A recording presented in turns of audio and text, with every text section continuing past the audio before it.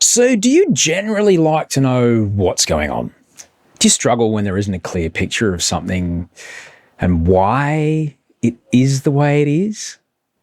You and me both. Uncertainty for me has at points meant everything from annoyance to lost sleep to anxiety, all the way up to truly the unraveling of my own reality. But freedom from that uncertainty doesn't come from pushing really hard to have more certainty in my life. That's an implausible fantasy, impossible to fulfill. And it can create a drive within me that has me sprinting in 1,000 directions all at once. No, freedom from that kind of discomfort comes from learning how to be with uncertainty. Psychologist and author Chris Cheers has written in his new book that embracing uncertainty is not about eliminating fear, but about learning to dance with it, recognizing that life's greatest lessons often emerge from the unknown.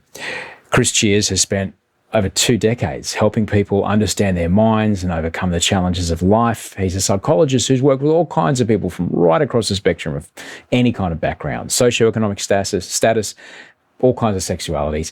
He's a prolific speaker, he's a writer, and he works really hard to spread his passion for mental health and well-being to both professionals and punters, just like you and I. The book is called The New Rule Book. It's a great read, and this is a great chat. Enjoy.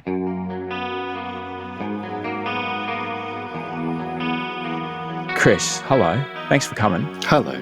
How do you do? No worries, Osher. Great to be here. I'm good. And yourself? Mate, I'm good. But I forgot to take my meds. So you're getting me unmedicated. So that's interesting. So we'll see what happens. We'll see what happens here. And what about you? How's your day been, Chris? Pretty good. I've flown into Sydney, so I'm here for World Pride things. I've flown right into big, queer, amazing culture, and was out last night at a huge event. And just feeling great to be here. It's beautiful. Mate, some people, I did a work thing the other night. Some folks were over from London, and I was just trying to tell them, like, it's just the most profound party masquerading as something way, way, way more important. You know, it's not like New Orleans Mardi Gras, which is let's drink yard glasses of Tanqueray and orange juice and just get munted. It's, I look fabulous. I've been training all year. I've got no body fat. And the reason I'm here is because I need you to see that I'm here and recognize my humanity, please. And it's that's the underlying part of it. I think every event that I've ever been to around Mardi Gras, and I'm sure the same with World Pride, has the same baseline. You know what I mean? Absolutely. I mean, these party spaces, these queer spaces are where we make our identity. So to do that on such a scale with so many people just coming together, and as you said, just like, this is who we are and we're here and we're big and proud. It's amazing to be part of. And you very kindly let me read a copy of your book quite early, and I'm very, very grateful for that. It came out of something that we all went through, you can't see any of your friends or family lockdown times. And I guess, during that time, you were putting a lot of really interesting information out there and a lot of what they call psychoeducation, which certainly in my journey made all the things that were happening to me feel a lot less scary. So, let me ask you, as a psychologist, what's the, why is psychoeducation so important? I think it's about making these ideas for our mental health and well-being accessible. The idea of psychoeducation is it's something that, I can share on Instagram, we can put in a book, we can teach in a lecture, but it's something that, because it's en masse, because it's something we can communicate to a lot of people at once. I think the amazing thing about psychoeducation is it's something that makes these ideas accessible, and it's also often replacing the stuff we didn't learn at school that maybe we needed to, about our emotions, about how to have relationships, about these really important parts of being, human and being an adult. I think psychoeducation can sometimes fill that gap and really present these strategies that can help anyone's mental health and well-being. When you're dealing with clients who may not know they come to see you, their GPs refer them to you, and you're seeing them, and they're like, yeah, my throat feels like it's closing over. I'm taking antacid, but nothing's working, and my stomach hurts all the time. And you explain to them what anxiety is, and you explain to them how the ongoing effects of it can lead to these things. Do you see a sense of relief come over them, like when they understand what's going on? Yeah, because I think that is a release from the feeling that it's their fault or that there's something wrong with them. I think that's the really important part about psychoeducation, is when you can tell someone that this is what you're going through and it's normal and it's something a lot of people go through, it immediately releases people of that feeling that they're faulty or that there's this thing that they're not allowed to talk to anyone about. I think that's the really important part of it's the validation and then the hope then that comes from that. Because as soon as we can name and make sense of our experience, what comes straight after that is the hope that we can get better or that we can change it. And I think that that's the important part of any sort of psychoeducation or any sort of just helping someone understand how their mental health, how their well-being relates to their physical health and how all those things connect. It's the idea for me that these things rhyme, so they suck, but they work.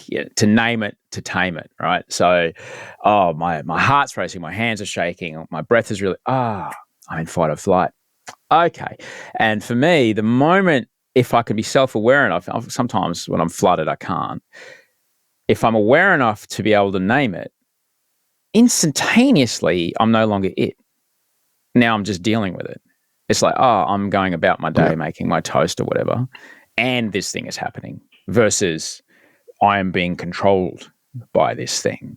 And that in itself, it happened to me this morning, in the middle of a flood. I'm like, okay, this is what's happening. Okay. I was able to disengage from a situation before I said something I regretted.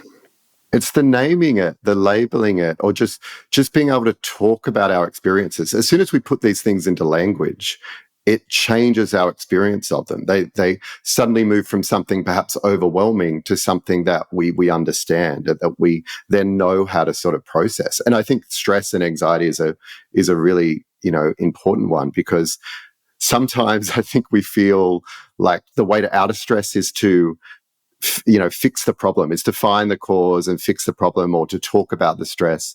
But I think the other way to view stress is that stress is a physiological, system of the body. It's a normal, natural process for us to feel stress.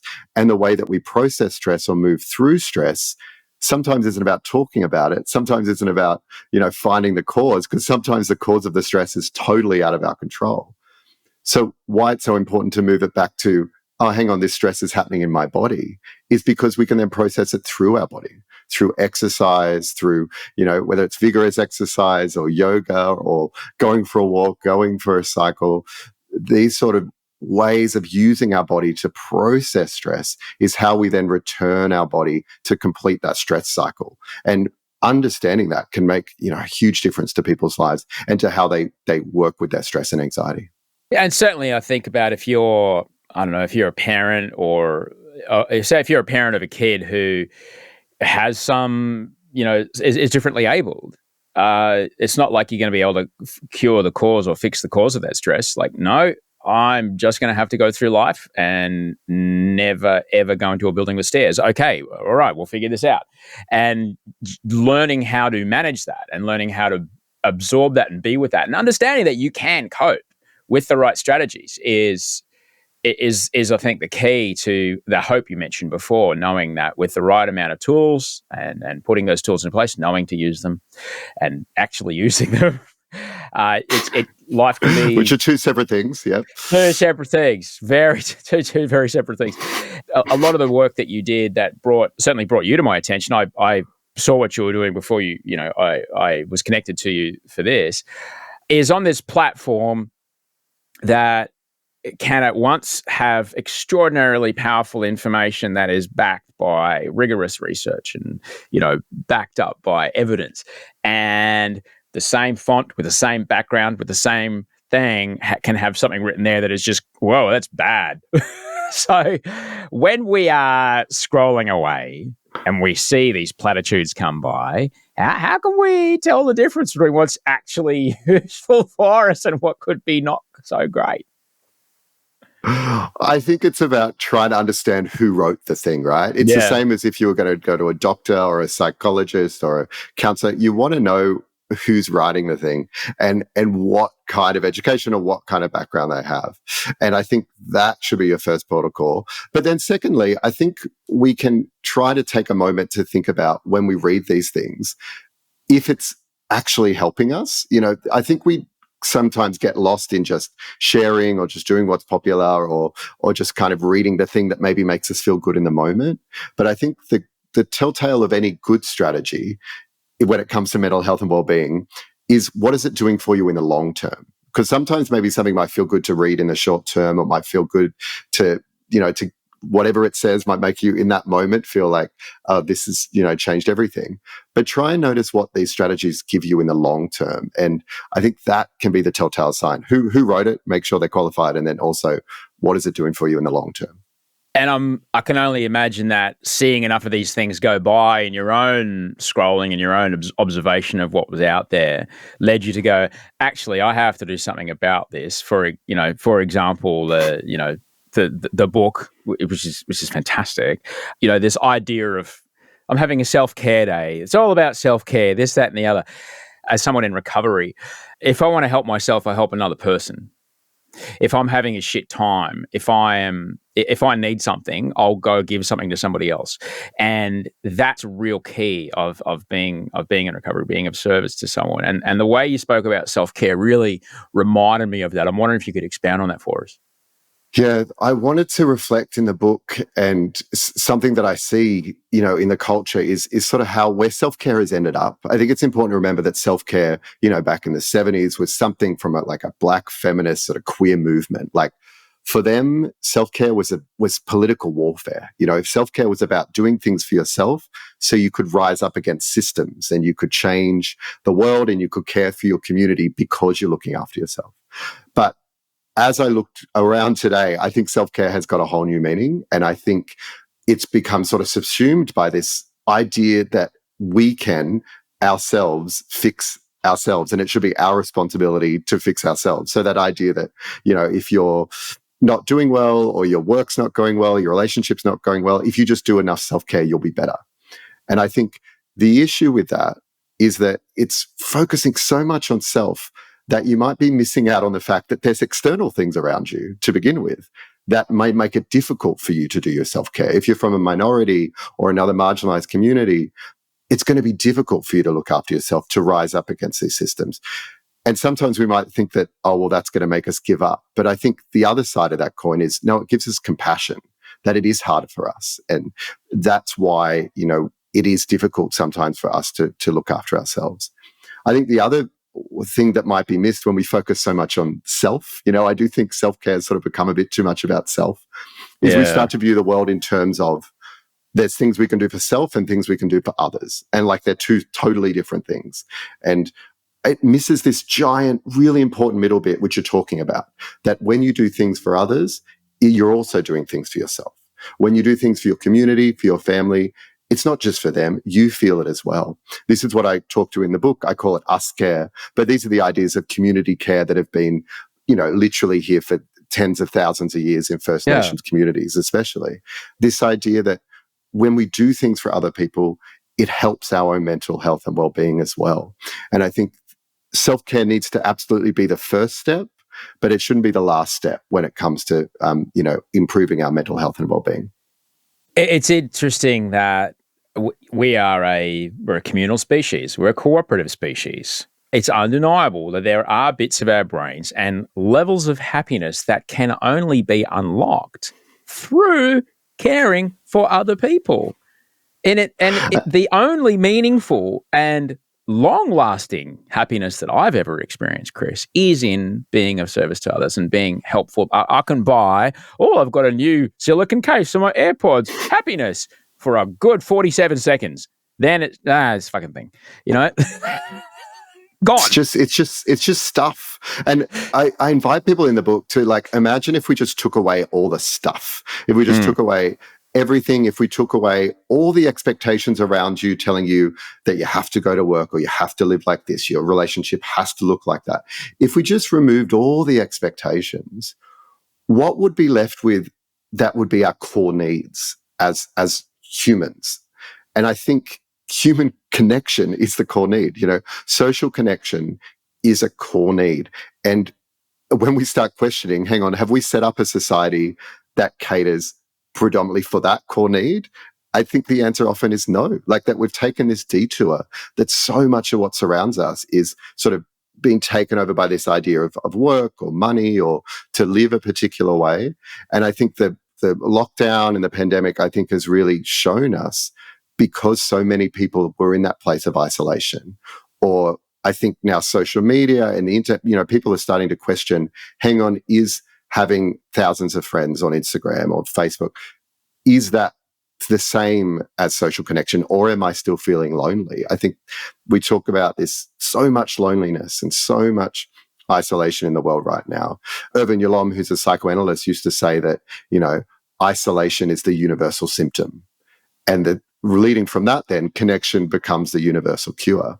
And I think part of finding our way back, post sort of lockdowns and in this current climate, I think we're all trying to find a way back to life that maybe is focused a bit more on connection rather than maybe on all the expectations of how we're meant to live our lives. Yeah, there's misery in comparison. There truly, truly is. And, it's said around body image that 30 years ago, I, as a man, maybe I would buy a men's, like, not a men's magazine, not a gentleman's magazine, but like a fitness magazine. I would be exposed to maybe like 3 images of a man that I related to with way better body than mine, maybe twice a year, and go, oh, I should probably hit the gym more. All right. I will see 3 images of a man around my age that I relate to with a similar vibe. If I'm sitting on Instagram, I will see those 3 images in 90 seconds, every fucking day. Yep. And to deal with that amount of envy or attack on my self-worth, we might not be prepared for that.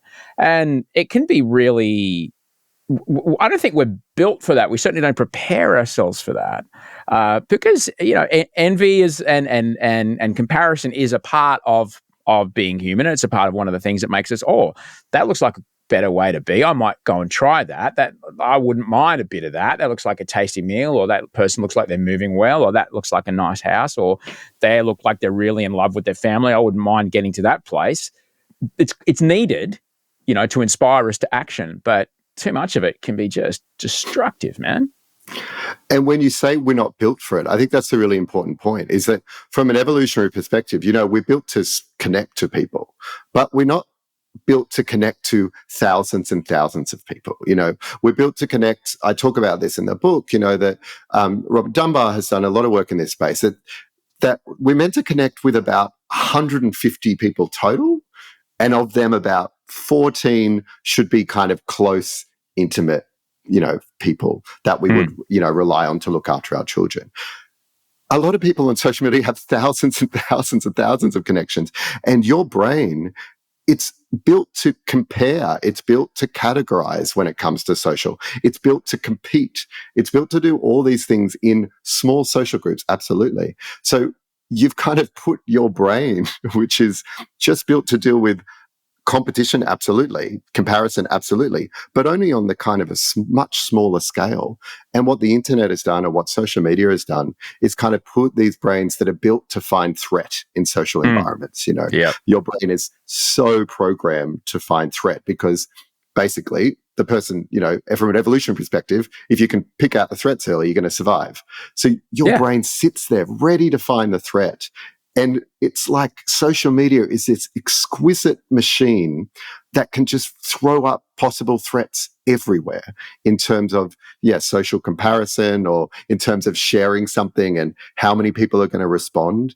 And I think maybe it has taken us over, without us really considering the long-term impact it's really having, not only on, social connection, on what we view relationships are, on how we start relationships, but also, in terms of our attention and where we're getting gratification and all these things. It's quite literally changing our brains.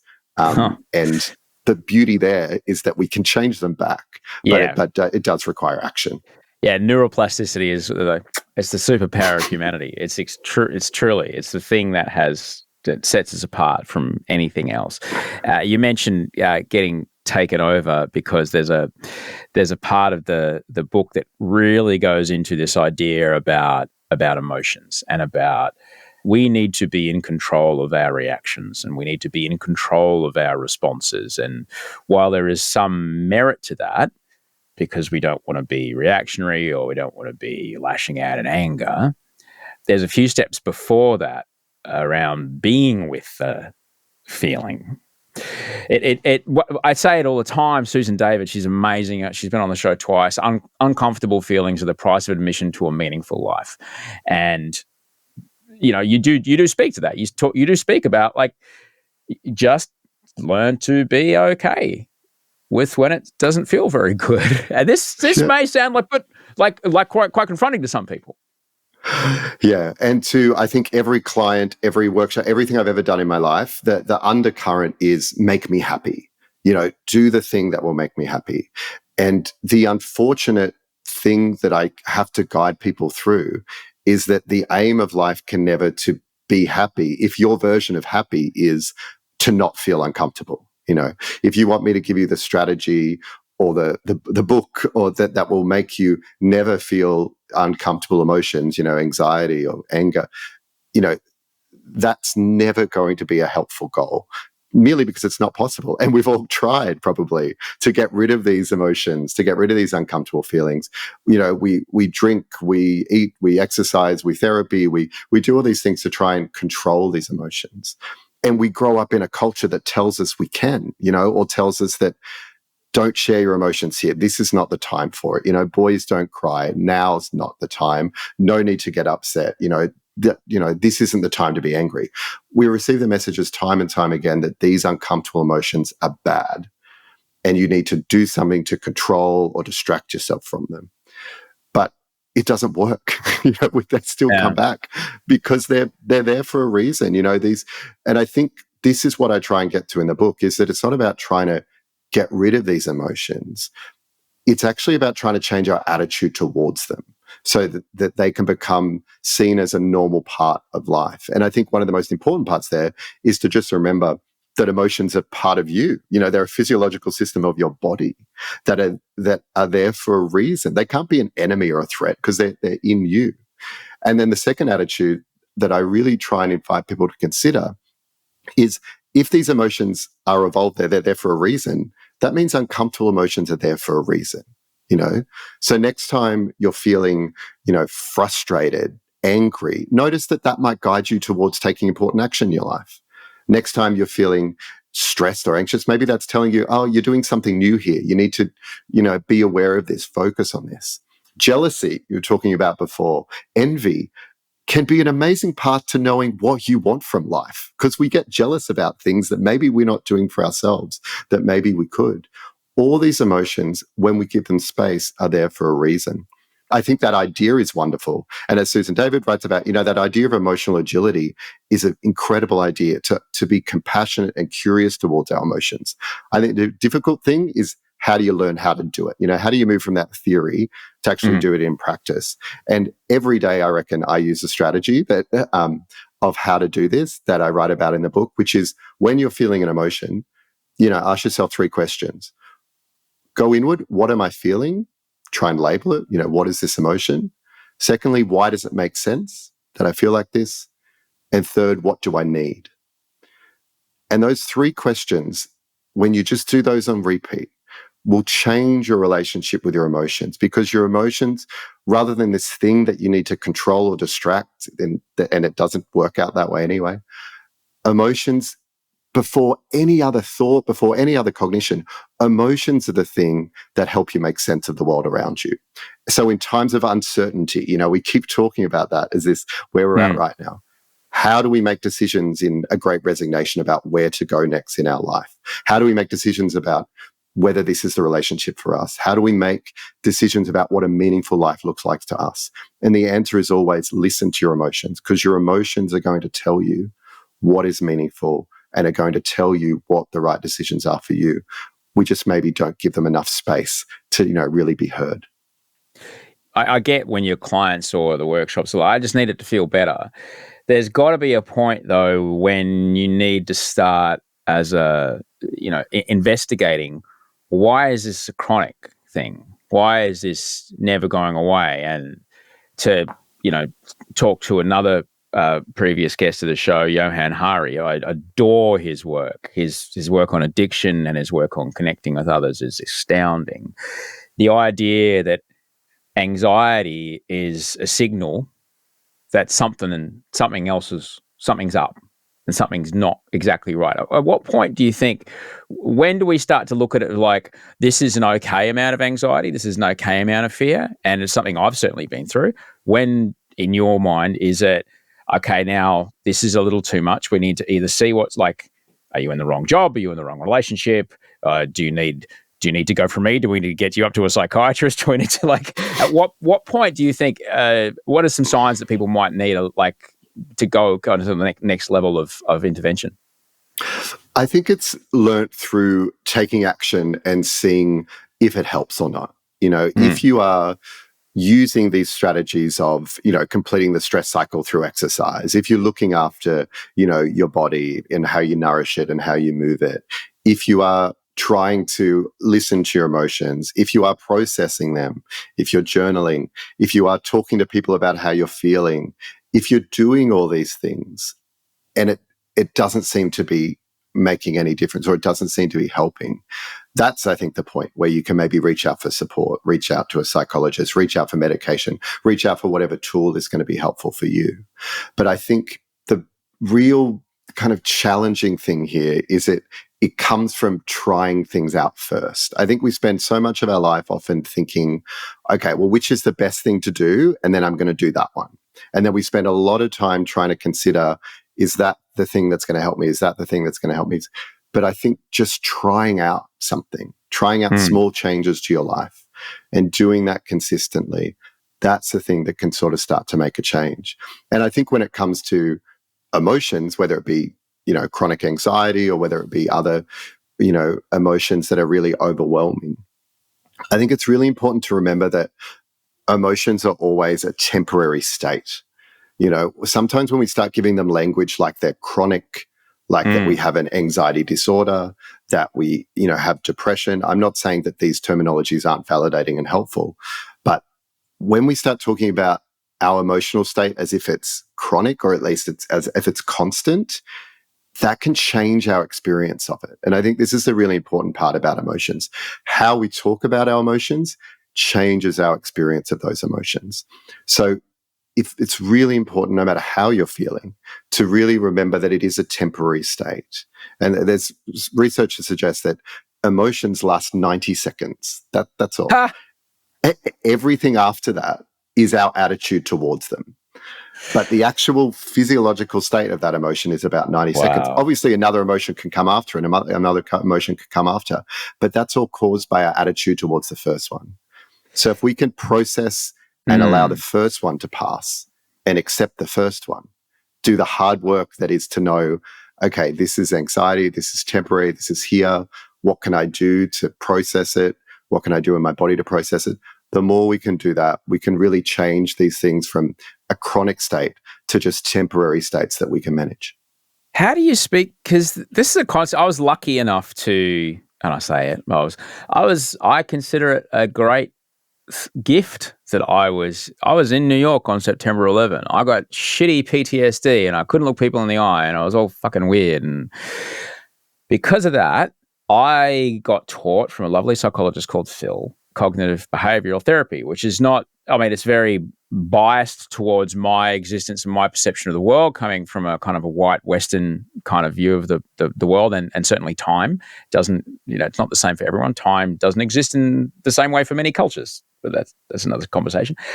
But the idea, at first, I was quite challenged, Chris, by the idea that, hang on, my thought isn't a fact. What? because I'd never had any cause to question that. For people who might be struggling with the idea of, hang on, this thing or this person or this boss is such a bastard, that's the reason I'm shitty, not because of me, it's them. To talk to them as actually, if you change the way you think about that person, it will change how your body feels. Like, that's a humongous leap that you need to let go of ego. You have to be humble. You have to, like, that's a hard thing to get to. How do you walk people towards that? Well, the first step, before we start to even notice that our thoughts aren't facts or look for evidence for our thoughts, before we get to that state, the most important skill we can learn for our mental health and well-being, I think, is the ability to notice our thoughts and emotions. That's the first bit. And that's the bit that a lot of us don't develop or don't naturally kind of consider, is the idea that we have thoughts, that we can notice these thoughts, and that these things are not, us, that they're not kind of who we are, that there's these things that come up in our mind, these thoughts, these temporary states again. Noticing them is the first step. After that, I think, you can pull up with that idea of, rather than saying thoughts are not facts, sometimes I consider the idea of, is this thought helpful? Just writing a thought down or noticing a thought, just asking yourself that question, is this helpful? And then the next bit is helpful for what? And to which I always say a meaningful life. Is this thought helpful for a meaningful life? And you get to obviously define what that meaningful life looks like. But that's how we can start to view our thoughts, not as things we must do, or not as, as you said, truths or the thing that must lead us. I think one of the helpful thing that I do every day is I have a little technique where I always say, thanks, brain, but I've got this. Yeah. I've learned that my brain, I've learned through studies of psychology, I've learned through sitting with hundreds of clients, I've learned through my own life and experience. My brain is not built to help me live a meaningful life. My brain is built to categorize people, to keep things at homeostasis, and to avoid threats. So if it's beautiful, that my brain's favorite day is a day where I don't do anything that is going to cause any risk to myself. I don't do anything new, and I avoid uncomfortable emotions as much as possible. And if I just do that all the time, my brain's going to be like, sweet, we're living great here. The problem is that kind of life of avoidance doesn't lead to a meaningful life. My brain is no ally in the quest for a meaningful life. And the more we can notice that, the more we can start to go, okay, thanks, brain. I know you're trying to help me. I like to see my brain almost as like a really, really, a friend that thinks they're really, really helpful. So they mean well, but in the end, they're actually just helping you avoid life rather than live it. And they're always there, and they're always that voice that maybe is telling you to avoid the thing, to not do the thing. So the more we can develop this relationship with our thoughts, that's like, thanks, brain, I know you're trying to help me here, but this thing is meaningful to me. And I do that all the time, thinking about if I'm tired or if I'm feeling anxious or I'm feeling stressed. Like coming to this podcast today, I was feeling a bit heightened, this is a new thing to talk about these ideas on this sort of public facing.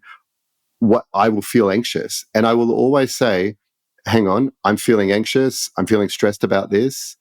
Am I willing to feel those emotions in order to do this thing that's meaningful? And if the answer is yes, this thing is meaningful, then I have to allow space for those emotions. I have to process them, to understand them. But I choose to do the thing anyway because it's meaningful. And it's the same with my thoughts. If my thoughts are telling me not to do something, but then I say, hang on, but is this thing meaningful to me? Is this thing looks like a meaningful life? Then I have to notice those thoughts. Thanks, brain. But I have to do this thing anyway. For one, it's great to hear you say that because it sounds very familiar. And B, I'm noticing that because it sounds exactly the same thing that I do, and I'm noticing that inside me is like, oh, fuck, I thought I was special. Like, no, I'm not. It's the same shit as everybody. Yeah. It's the same fucking thing. I It's often hilarious. say that we're all, because I've got to sit, obviously, with hundreds of people where they, it's such a privileged place where they tell me their deepest, the things they never told anyone. And the thing that I wish everyone could experience is being in my chair, where you get to see that everyone is so similar. When we talk about the deep, dark thing that we don't want to tell anyone, everyone experiencing that. And it's really hard. But the baseline, we all feel that we're not worthy. We all feel that we're not good enough. And I think the more we can connect to that and find the shared compassion in that and talk about that, we can start to realize that that's just our beliefs. Everyone is worthy, everyone is lovable, everyone is good enough, but we need to notice these beliefs and talk about them so we can really start challenging them. You mentioned the idea of being willing to be with this discomfort in the search and in the purpose of something that is meaningful towards me. The analog would be like, I just trained and I did renegade rows, which are really hard considering all the surgery and shit I've been through. My vision goes blurry. I start to strobe. I think I'm going to fall over, but the hormone release and the adaptation that my body does, and then the turning on the way my body moves and reinvigorating the parts that, like, hopefully soon I'll be able to walk in a straight line again. I can't really walk in a straight line at the moment, and I'm willing to be with all of that. Like, if you said to me, you're going to have your vision blurred and you're not going to be able to hear for half a second because your blood pressure's at that point, and you're not going to be able to breathe, and your entire upper body's going to hurt, I'd be like, I don't think I want that. But it's in the purpose of something further. But so I talk about this a bit, but for me, it's no different. It's just up here. It's between my ears, and being willing to be with a certain level of discomfort in the search or with the idea of a more meaningful pursuit. How does that, kind of move into the way we work and what we do for money? Like it or not, we live in a society where we need money. We need money to buy things, houses, clothes, food, health insurance, Netflix subscriptions. We need all these things, all right? How does meaning find its way into that? And I'm very lucky in that I have managed to pursue a career that has great meaning for me. But if we're in a gig that we might not feel that great about, how can we find meaning in that gig? I think it's about thinking about work as a space where you can enact who you are rather than being who you are. Whatever your job is, wherever you're at, whatever you're doing, there will be a capacity for you within that. There will be some freedom. There will be some freedom in how you act, and there'll be some ability to act in a way that aligns with the kind of person you want to be. Whether that be in how you're treating the people around you, or how you're treating, customers or clients, or how you are being creative in your work, or some sense of agency. But this is, I guess, a really important point about that's a really needed thing within work. So if you are a leader, or if you are running sort of any businesses or anything, I can promise you the number one thing that will kill a workforce is if they don't feel like they have any freedom or agency in their role. People need to have a sense that they can enact creativity, they can enact themselves, they can be their authentic selves, and they can bring something to the table. So we need to make sure that we create that in our jobs. And then no matter what our job is, we're able to rest at night asking ourselves that question of, how was I today the kind of person that I want to be in life, with the people I was with. And I think that's the way to consider how you can live meaningfully no matter what the work is. But I think the other huge part of this is, you said before that we need money.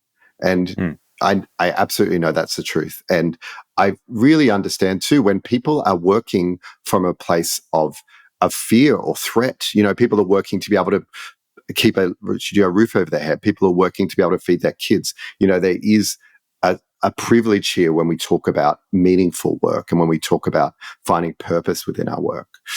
But I think it's also true to consider that it's not actually money that we need. It's shelter, safety, food, and social connection, these core needs. That's what we need. And I think we always have to question the culture that exists around us that is telling us that the only way to do that is money, or that a particular amount of money is what we need, or that we always need more money. I think it is good to step back from life every so often and think about not just the answer is being more money or climbing up the career ladder, but stepping back and thinking, how do I provide those things for myself or my family? How can I live an authentic life, live a purposeful life, but also provide not money, not just make money? How can I provide shelter and safety and social connection? Because it will allow us to not just prioritize money all the time. It is just as important sometimes to offer social connection and care for your loved ones as it is to make money. And I think we do have to step back and consider a balance in all these things rather than just focus on one thing. Speaking of loved ones, you do touch on this in the book in quite a lovely way. Is there a parallel between I'm willing to be with uncomfortable emotions to have a meaningful life? We tend to ever speak about that with our intimate partners or our kids. I'm willing to be with when you're really fucking annoying because I want a meaningful connection with you. Like the idea that it's a fallacy that it's always chocolate, strawberries, and balcony sex. It's not sometimes, but no. That's really hard to deal with for some people. Parenting is a willingness, absolutely, a willingness to go through so much for this little person. And it's something that we don't know how to do. We don't get the guidebook there. We're just kind of making it up as we go along. But there's a huge willingness to process our emotions, to sit with our emotions, to be willing to feel, or to be able to be willing to do this in order for my child or in order for the family. What is parenting if not willingness? Absolutely. But I think the important part when we start talking about love and when we start talking about connections is that social connection, true, authentic love, which I define in the book as love being the actions of belonging, of connection, and of safety. Love is not something we find. We kind of grow up with this idea that love is, this thing that one day we'll just be walking along and we'll fall in it, we'll fall deeply in it, and then we'll be happily ever after. I think that really means that we're not noticing that love is something that we do. And it also means that we're focusing a lot on romantic love sometimes in life, the search for the one, rather than the idea that love, the actions of belonging, connection, safety, these things that make us better physiologically, physical health, mental health, these actions of social connection are things we can do not just with the one, but with our family, with our friends. And the number one way that you can connect meaningfully and authentically with someone is through the expression and the validation of emotion. If you are ever going through a challenging relationship, of conflict, of distance, I think it's really important to understand that distance is what kills relationships, not conflict. And it's this really frustrating thing I see. I work with couples. I have two partners. I've worked with families for years, and I see it all the time. In relationships, we avoid talking about vulnerable things because we think that is what's going to end the relationship, when it's the total opposite. The talking about emotions, the talking about and being in the vulnerable place, that's not a threat to the relationship. That's often the one thing that will save a relationship, because relationships end through distance.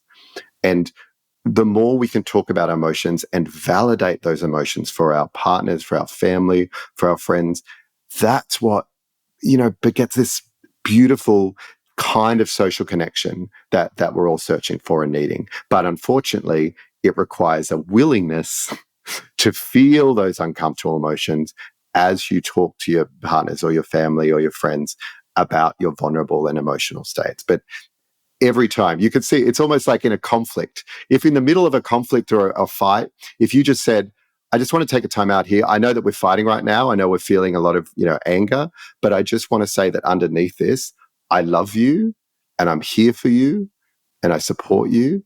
But I know that we're feeling these things right now. So let's just talk about what we need right now to make this the most useful conversation.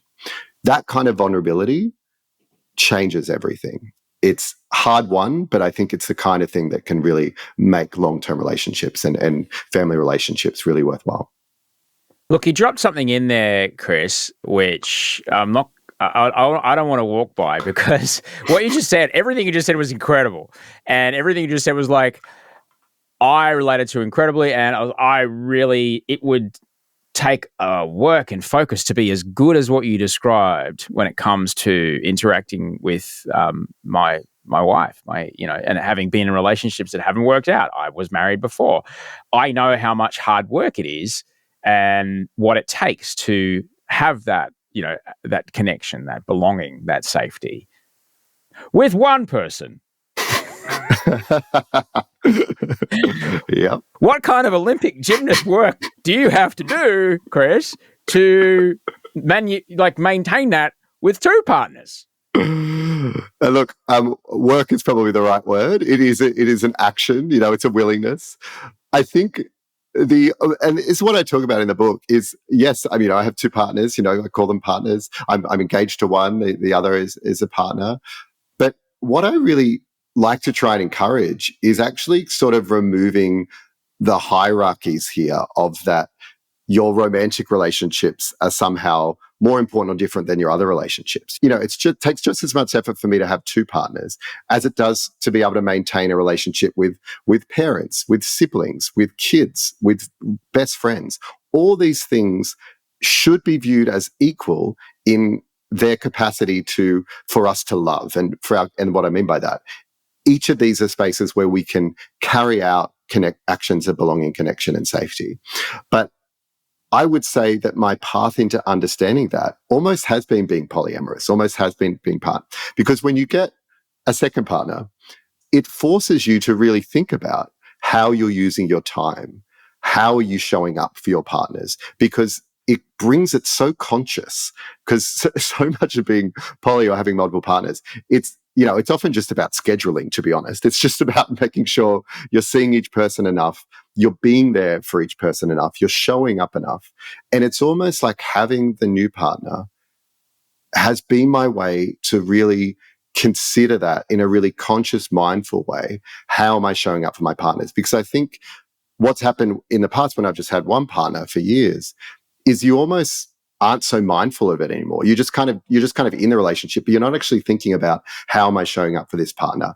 When are we going on dates? How am I showing my love? How am I showing them my appreciation? Having the second partner, you become more mindful of that, and you become more mindful of that in all your relationships. And I think that's been what poly has kind of meant to me, is it's this incredibly challenging, difficult thing, because it means that I'm doing something that's against expectation. Absolutely. Conversations with my parents were fun and exciting to kind of explain that idea. Every time you get invited to something, explaining that a +2 is, why is that needed? All these sorts of things. It goes against what's expected. But I think this is the beautiful thing of being queer or being poly, is we get to write our own rules for love. We get to construct the relationship that works for us. And whilst I'm not saying everyone should be queer and everyone should be poly, it's, or everyone should be non-monogamous, you should be whatever works for you. But I am asking people to be queer in the sense that you should question all the expectations that are already telling you. Don't let me tell you what to do, but question all the things that are around you that are telling you what kind of relationship you should have, in what way you should be with your partners or partner. And question those expectations, and try to just sit down with your partner or partners and say, what works for us? How can we show up for each other? And kind of question all those expectations around you that are telling you that you need to be with your loved ones in a particular way. And I would just invite people listening at this moment, Chris, to kind of notice what's going on in their head right now. Notice how they might be thinking about what you've just described. Notice how they may be perhaps judging the relationship that you've just described with these two people. Notice how they might be thinking about the conversation with your parents that you just described. And then also notice that you're listening to someone who clearly thinks a lot about this stuff and clearly has the emotional safety of everyone involved at the top of mind. It clearly is all about consent and agency, and understand that, I would invite you to just kind of like in no other way would you want myself or to Chris to talk about your relationship or judge your relationship. Just offer the same, because in this, I think it's an important moment to have this, because we kind of touched on this on the most recent series of The Bachelors that we did, and we didn't have time to go into the nuance of it, essentially. To talk about it, and just understand, people just want to be loved in a way that's meaningful to them, And the way you're describing it, it sounds to me that it's meaningful to you, it's meaningful to the other people involved. And, you know, in the words of my wonderful brother, it's their garden, their path. Yeah, or not my monkeys, not my circus, I often say. That it is, and I think this is why I like to talk openly about all this. I'm grateful you did, mate. I'm grateful you did, because it's so often it's not what we picture, you know. Yeah, and it's not. It's these ideas of that I've had to unlearn in my life. You know, what are the things that I have learnt?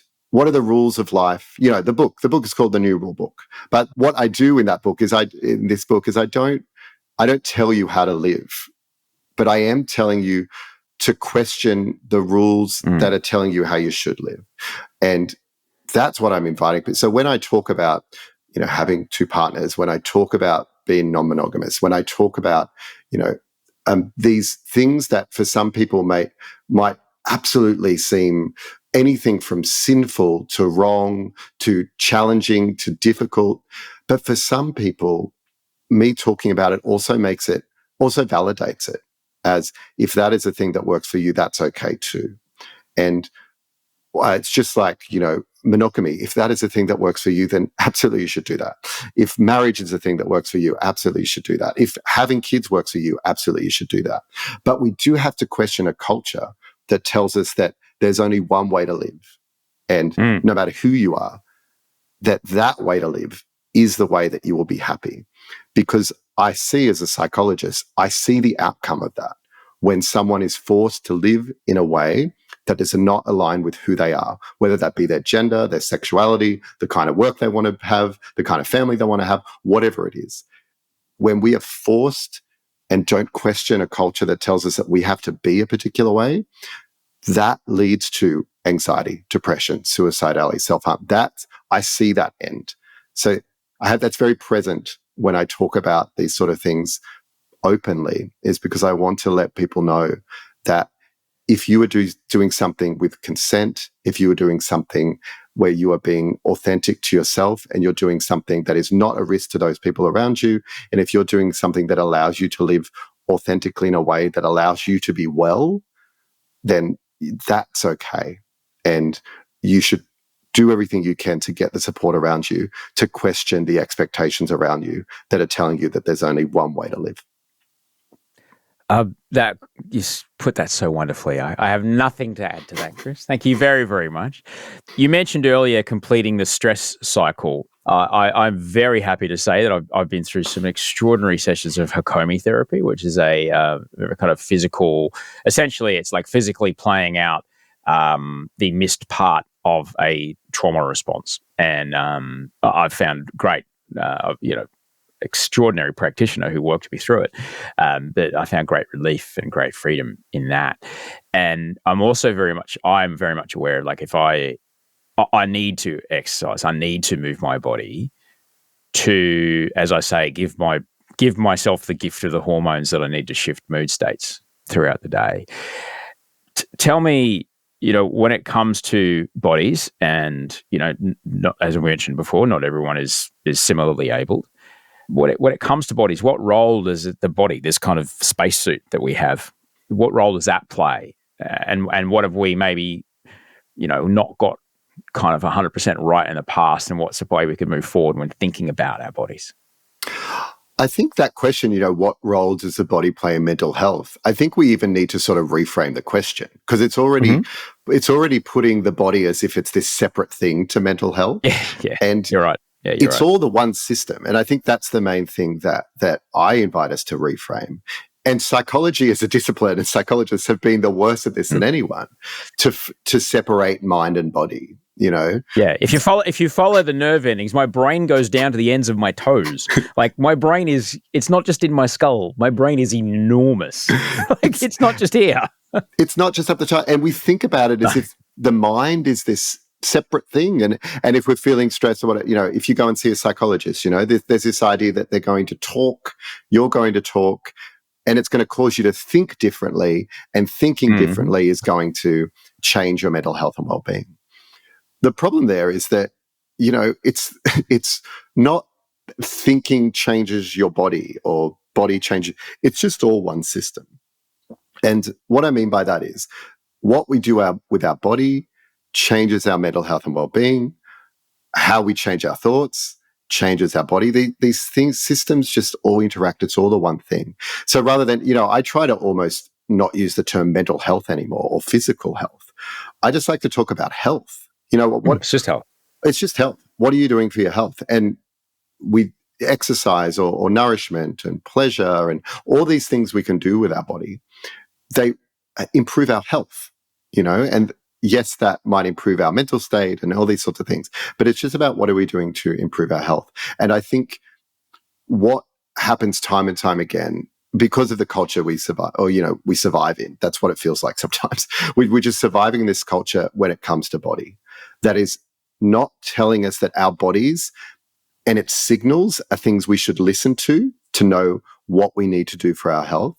But rather, we sort of learn that our body and its signals are selfish, sinful things that we need to ignore. When our body is hungry or when our body wants something, if we grow up in a diet culture, we're told to ignore that, or that's wrong. We should get rid of it. If our body needs to rest and we're in a culture that is telling us to work, you will separate and ignore that signal. Time and time again, we just sort of grow up in this culture that causes us to disconnect from our body in order to live the life that we're meant to be living. And what I would invite people to do, and what the book, I try to really invite people to take the space to, like listening to our emotions, to listen to our body, to trust our body.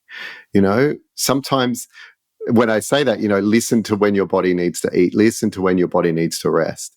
I think about being a kid is when the last time we probably did that, right? When we were a kid, we used to maybe eat when we were hungry, or, a baby would cry when it needs milk, or, when a kid gets upset, they need to nap, you would nap. There was this... Wolfie will stop playing, get up and lie on the couch and go, I'm going to play later. Okay. Yeah. And has the freedom to do that. And it's so good for body, to listen to body, to listen to what you need.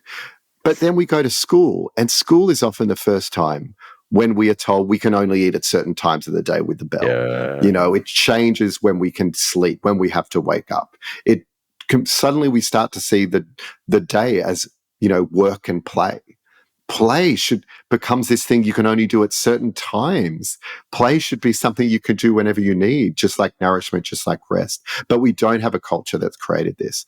So it takes a lot of effort and a lot of time, and often acting against a lot of expectation, to actually listen to your body and what it needs. And I invite people to think about that. When does your body need rest, and how do you do that? And not only that, how do you create a life that allows you to rest? How do you create a life that allows you to, nourish your body? What does that look like? I use the word nourish there to think about, food and everything. But what does nourishment look like for you? What does pleasure look like for you and your body? What do you do that allows your body to feel good? And rather than what we, I think, find time and time again, is it's almost like our bodies, the culture that we survive tells us that our bodies need to be the ticket to greater success through how it looks, through getting a particular body shape, through losing weight, through getting a six-pack, through getting whatever it is that you have learned that body will make me successful, or that body will bring me happiness. So all of a sudden, our bodies don't become this thing that we must listen to know what it needs. Our bodies just become this thing that we need to operate and move in a particular way to lose weight, or to look a particular way, or in order to, if they become this thing, this means to become successful.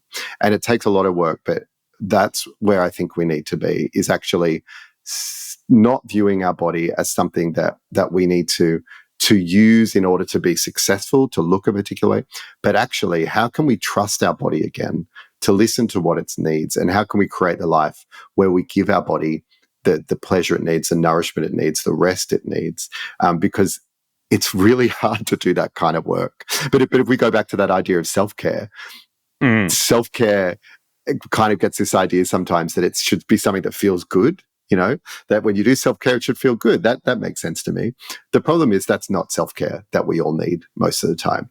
The self-care we need most of the time feels really hard because it's often about saying no to something to allow you to rest, or it's often about doing something that your body needs rather than what work needs or what a partner needs from you right now. If that's your idea of self-care, then that's a good thing, I think, when we can start to be guided by our body's needs and rise up against those expectations around us that are telling us that we can't rest right now. I certainly don't think that anyone would, certainly in a relationship with that person, and I use relationship in the sense of like it might be your employee, or it might be your boss, it might be your kid, your mate. No one's going to go, no, you can't look after yourself. Everyone's going to go, sure, man. But we have this idea that we can't do it, that we're letting people down. But if that's all you do, maybe. We also, I don't think, have a culture that rewards people that look after their body. We have a culture that rewards people who are successful or who are doing what's expected. I'm reading The Myth of Normal at the moment by Gabor Mate, which is an incredible book where he questions what is normal, basically, the myth of normal, this idea that if we just live normal, then we will be happy and we will be great. And he sort of questions, well, hang on, just because something is normal doesn't mean it's what we need. And I think about this with the relationship between body and sort of work all the time, is that there's this expectation around us to do a lot. Life kind of sets up all these ideas about what we must do and what must be expected of us. But if we can question that normal and realize that just because it's popular, just because everyone's doing it, doesn't mean it's what we need right now, and go instead to that place of thinking, what do I need and how can I create that? I think we can start to develop something that is good for our mental health and well-being. And this was really the hardest bit about reading this book, is that it lists the kind of personality type that is rewarded in society. So that personality type is someone who does for other people before themselves, who works to expectation, who does what's required, who does what's expected at the cost of themselves. That's the kind of personality that is rewarded. And you think about it, that is the kind of person that achieves great success in work often and in academic success. And all these, they kind of define the success. But that personality type is exactly the same personality type that leads to more likely to have cancer, more likely to have heart disease, more likely to be unwell, more likely to be immunocompromised, more likely to have anxiety, depression. And I'm certainly not saying that cancer is just caused by personality type, but it is also true when you look at the evidence that how we act, if we are always acting in a way that puts our work's needs, other people's needs above what our body's needs, in the moment, it feels like you make the right decision when you do what your partner needs or when you do what work needs.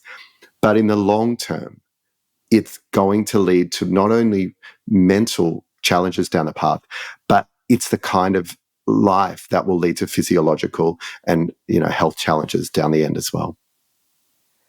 There's so much in this book, and I'm sure what I really like about it, and when I read it, is that for what it is, it's pretty short.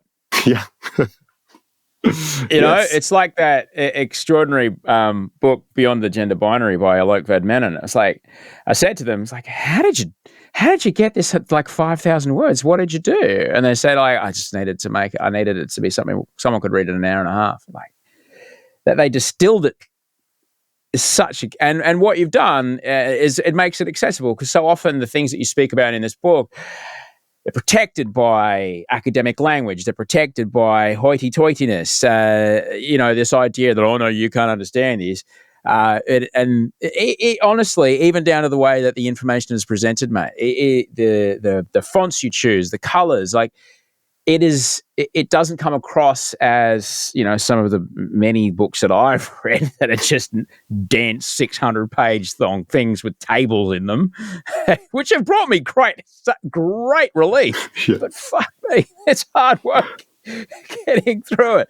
So I appreciate very much that you have also seen the way that you've conveyed your message along. So look, it's a cracker, mate, and I'm just grateful that you did it. I'm grateful that you put this out there, because it's something that can really help a ton of people. I'm really good on you. Bloody great stuff, man. And how it looked and how it was going to be presented was so important to me, because I wanted something that looked like a gift book, or would be something beautiful, but then would secretly actually really challenge people. It's a complex book that is dealing with how we can define a meaningful life and how we can love. And, when my publishers, first saw the draft, they were like, this is big. Like, I think they were expecting, quite a simple kind of mental health guide. But life is complex, and how to love, how to define a meaningful life, how to process emotion, how to build a relationship with your body. These things are complex, and I wanted to make sure that the complexity was there, but it was presented in a way that was accessible and felt easy. And so it almost like this manifesto for like how to live a meaningful life masquerading as a gift book is kind of where I think it sort of ended up. Because the beauty of that is it hopefully becomes this thing that not only will it feel accessible and inclusive, because I've written it in a way that's inclusive for all sexualities, for all genders, but also it's accessible and inclusive just in the sense that it feels easy. It feels nice to pick up, feels easy to read. That was really important to me, because it should feel enticing and easy. But hopefully it's the kind of book that it kind of gets you in because it seems easy and it seems beautiful, and you might buy it for your friends and family because it looks beautiful. Yeah. But then I want it to start really important, complex, challenging conversations, because it's dealing with heavy stuff, hopefully in a really, really beautiful, accessible way. It's a cracker, mate. Thanks so much for the effort it took to make it, and thanks so much for being so generous with me today. And I'm really, really grateful for your time, man. I'm really grateful for the space. Thanks so much.